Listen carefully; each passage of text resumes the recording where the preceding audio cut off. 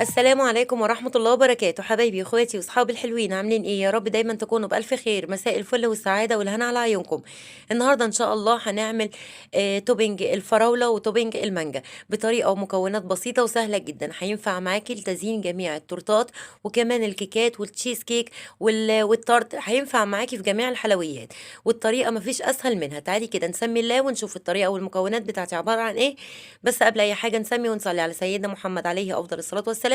وما تنسيش الفيديو لو عجبك اللايك الحلو بتاعكم والاشتراك في القناة وتفعيل الجرس عشان يوصلك كل فيديوهاتي اول باول. يلا نسمي الله ونشوف المكونات وكمان طريقة التحضير. انا عندي هنا اول حاجة كيلو من الفراولة اسمها نصين. اول نص مقطعاه كده مكعبات صغيرة، والنص التاني ضرباه في الخلاط كده من غير ولا نقطة مية او الهاند بلندر.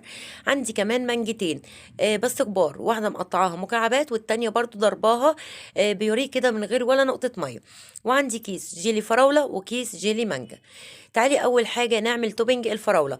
اول حاجه هتنزلي بيها الفراوله اللي انتي ضرباها بيوريه كده من غير ولا ميه خالص، تمام. هتنزلي بيها في الطاسه بتاعتك او في الحله بتاعتك، وهتحطي عليها 3 4 معالق سكر على حسب الفراوله بتاعتك. لو الفراوله حادقه حطي 4 معالق.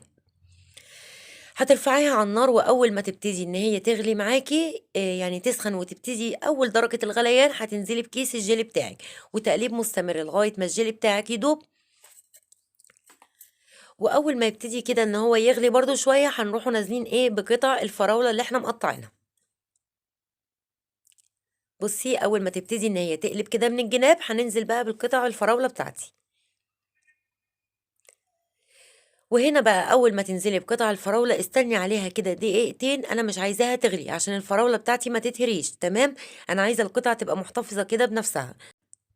بصي هتستني عليها دقيقتين كده لغايه ما تبتدي ان هي الحروف بتاعتها تغلي. هتروحي رافعاها من على النار عشان الفراوله تبقى ايه متماسكه كده، القطعه بقطعتها خلاص.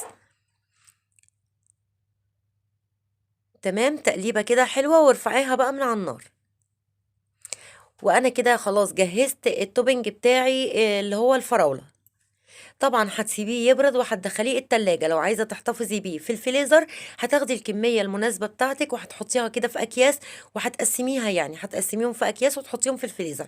وقت ما تكوني عاملة تورتاية، تكوني عاملة كيكاية، تكوني عاملة تشيز كيك أو حاجة، هتطلعي الكيس يفك وهتحطي إيه على الوش، تمام. تعالي بقى للمانجا بتاعتي. هتنزلي بالمانجاية اللي احنا ضاربينها من غير مية، وهتنزلي بأربع معالق سكر، تمام. هتديهم تقليبة، وهنروحوا برضو نفس الطريقة اللي احنا عملناها في الفراولة.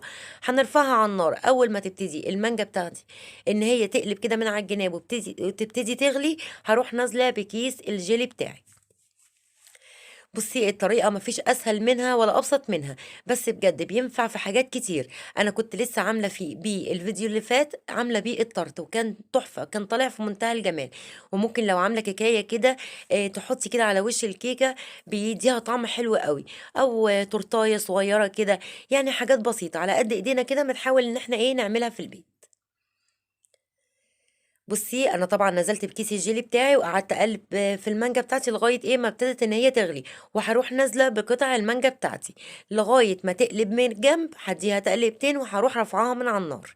أنا كل الفكرة إن أنا مش عايزة الفاكهة بتاعتي تتهري في الصوص بتاعي، تمام. أنا عايزاها تبقى قطعة بقطعتها، وتبقى الصوص اللي حواليها كده يبقى إيه سايب كده وحلو. طبعًا أنا المانجا دي كانت عندي في الفريزر، فهتلاقي قطعة المانجا يعني إيه مش ماسكة نفسها أوي. بس اديكي كده حضرتي احلى توبينج فراولة ومانجا بطريقة بسيطة وسهلة جدا، ومش هياخد معاكي وقت، بس النتيجة بتاعته في منتهى الجمال.